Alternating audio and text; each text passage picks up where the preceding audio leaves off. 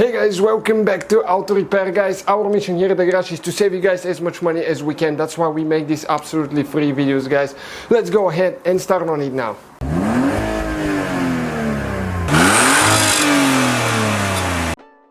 Hey guys, welcome back to the channel. That Mazda here right now guys. What we did, we replaced the front strut on it, and now the camber is not correct on it. We're going to show you why. Okay, we have the camber too, pretty inexpensive. Doesn't mean it's the most accurate one, but it does the job pretty good for about 30 bucks guys. Okay, and let me show you what's the camber on this one now. This is the one that we replaced. Okay, and you can see we have a positive camber of almost 0.75. Okay, and on this side, and that's a positive camber. And check, that's a factory setting on this one. Okay, and this one, okay, on this one we have a negative camber of 1. Okay, you can see it's between 0 and 1, so it's 0.5. Okay, we got it now, good.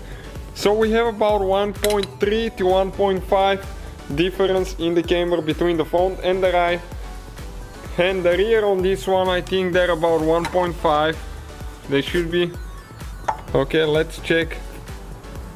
Okay, yep, about 1.5. So those will be exactly the same. You need to do that on leveled ground. Okay, otherwise your readings will not be the same, will not be accurate. Okay, the same like the other side. Alright guys, so what it seems like, okay, this one right here now, we have everything leveled and we need to move it. We have to give it a little bit of negative camber because this one is 0.75 and it needs to go 0.5 towards here. So we're going to go ahead and show you guys how to adjust the camber. Most of the cars are very about the same procedure like this one. Some are a little bit different, but not very many. Mazda's 4, they use about that procedure on most of them. Okay, so we will need to take the tire off, so we'll need to jack the car up, but that's pretty tight. Okay, so let's go ahead and get in here and we'll adjust the camber on it now.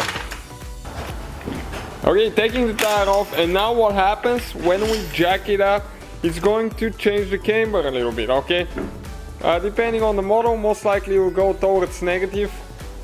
So it will be different now, but let's go ahead. Okay, let's go ahead and test it now. Remember, we had to go between 1 and 1.25 to adjust it.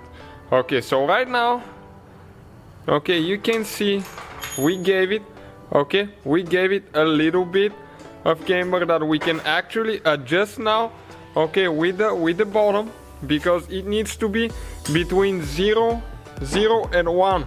And now it's a little bit over 1. So what we are going to do now, okay, I'm going to screw that thing and you can adjust it, and look at the bubble now. Okay, it goes right there between 0 and 1. So now we have the same camber like we started with, the same angle, so this way we will know how much to move to 1 now. So we're going to get the 2 bolts loose on the strut, the one that adjusts the camber now. Okay, and we're going to move it and adjust it so we have a good accurate reading.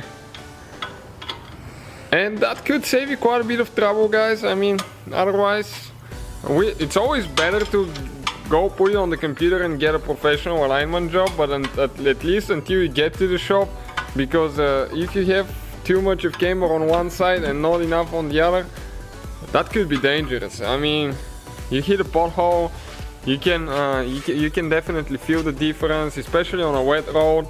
Okay, check it out now. Okay, so that's what we had.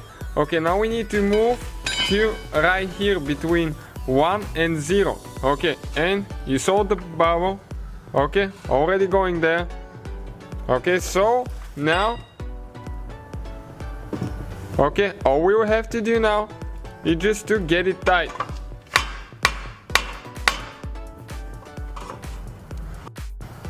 Okay, between 0 and 1, and you can see, okay, check out here.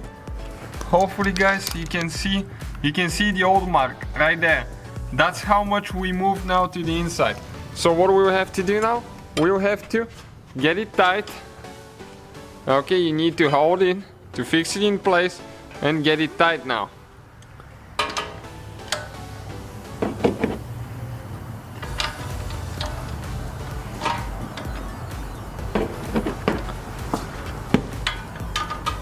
Okay, we'll proceed with the second bolt. First one fixed it.